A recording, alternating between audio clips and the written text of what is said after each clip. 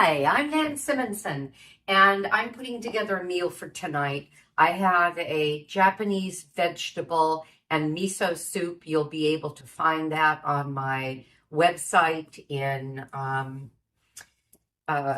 within a week or two. This is June 29th, and it's yummy and it's very flavorful and light. And I put cubes of tofu in that. I'm also making some spring rolls, some fresh spring rolls. That means some carrot and cucumber and a little bit of avocado. And I'm going to have cashew pieces and shredded carrot. And I say carrot and green onion and spinach leaves, and roll it up, slice it, and put it into peanut sauce. And that I won't have the recipe out for a while, but you can find those online just about anywhere. Well, I'm making for the soup a tofu pan browned and glazed dish that I want to show you because I do this all the time. And I want to show you, first of all, my tofu bud. This is the way I press my tofu. This comes off, this opens up. This is how it's stored, by the way. And there are two plates. The tofu went on top of the first plate. Second one is put on top of it. I could ease them in here, but it's easier to just hold it in my hands and lay this on top, turn it over, put the cover on. You can imagine the tofu is about that high in there, and put the spring down, clamp it down, and put it into the sink, let it set on its side, and it presses the water out of the tofu, and I'll do that for 15 to 20 or 30 minutes. And that has been done. So this is firm tofu that has been pressed. I'm going to show you how I can either slice it, in which case I can put this in the spring roll, and how I cube it. Normally I would take this package of tofu. I always use organic, and which is what this was, and I press it, put it on its side, cut it into approximate half-inch cubes. That just seems to be a nice size. And I have this plate heating up. It's a Scanpan skillet. Scanpan is a Danish manufacturer of nonstick skillets that are rated highly and are safe. I'm going to put 1 squirt of avocado oil. I don't use oil in my cooking, but I do this when I'm very, I'm determined not to have any sticking in a skillet. I squirted it in, I washed it right out. You can see it's a little bit glazed, but it just helps, even though this is a non-stick skillet. And I'm going to put well, I'll call it steak-like pieces. I don't know if you like tofu. Some people wouldn't eat it just out of the package because it has very little flavor. But I'll tell you something. As a whole food plant-based advocate, trainer, health coach, I work with a lifestyle medical practice, and one of the pillars of health for lifestyle medicine is whole food plant-based, or as close as that, or as you can to that, because it's just so highly nourishing. And so I have been plant-based for nearly 4 years now.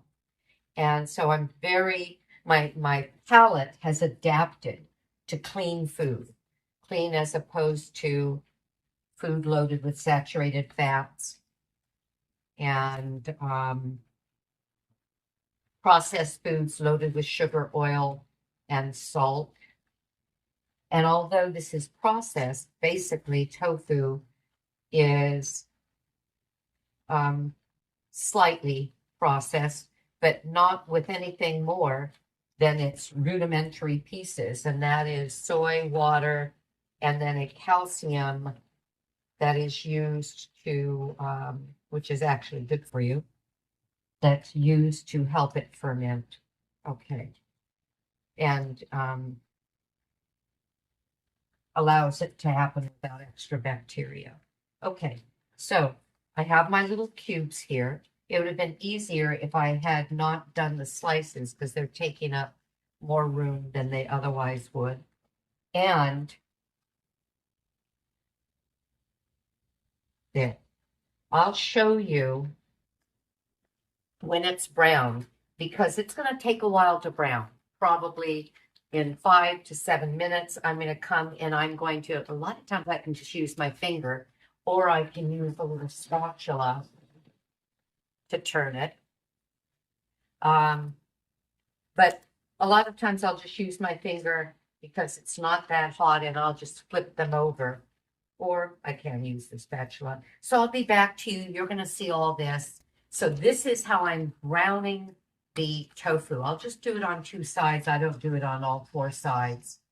5, 6. It's actually 6 sides, isn't it? I just do it on 2 sides. And these stripes, the strips of it, will brown in the same way. Flip them over. Okay, I'll be back to you in a bit, and we'll show you how I glaze it. All right, I'm back. So take a look.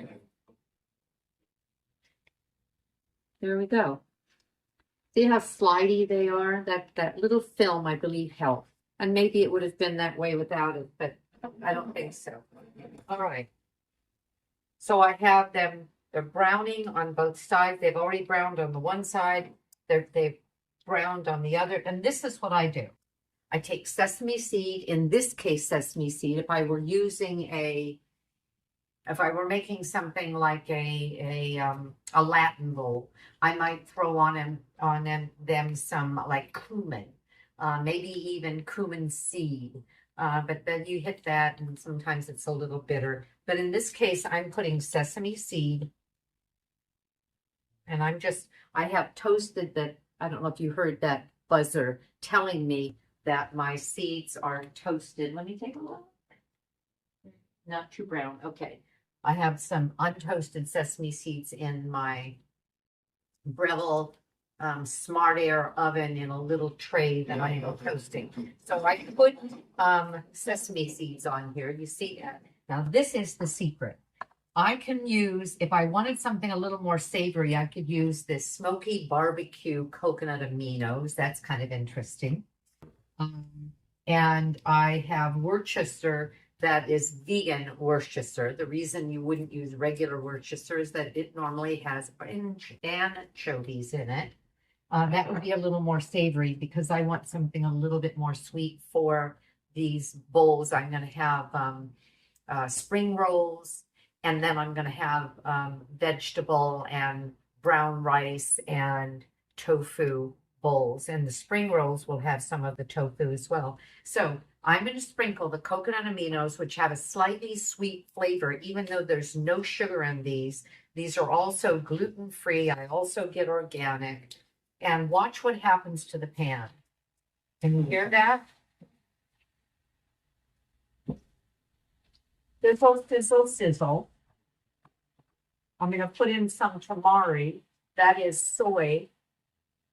That is also gluten-free. And you see what's happening. Now, what's happening is they're being coated and it's caramelizing. You'll see what I mean.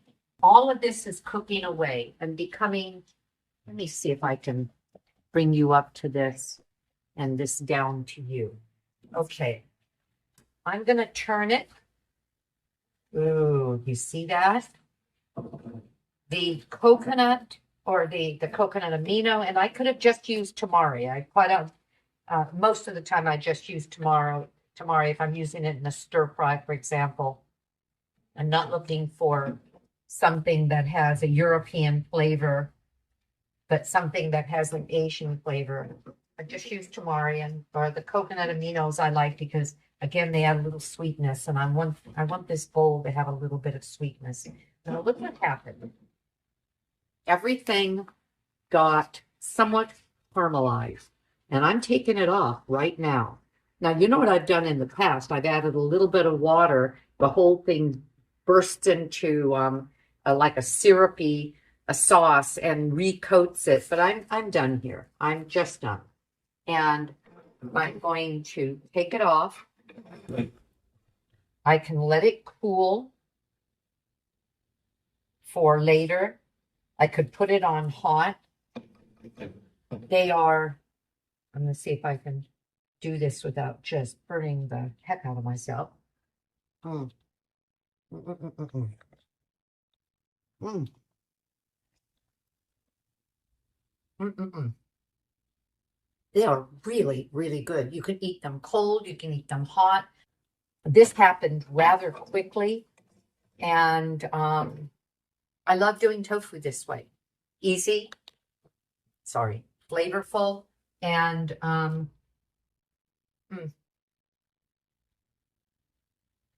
tofu is an inexpensive, complete protein. I'm whole food, plant-based. I wrote Aging Powerfully just before I turned 70. That was a year and a half ago. I'm 71 now, healthier than ever, based on the dictates of this book. There's a bit of memoir in here. And then Powerfully is 10 lifestyle modalities, including diet, whole food, plant-based, or plant predominant. No recipes, but as a lifestyle medical coach, I help people regain their health, prevent disease, and live their best lives. And I recommend the book, Aging Powerfully. Subscribe, tell your friends about us, give us a thumbs up, have a great day, because I know I'm going to. Bye-bye.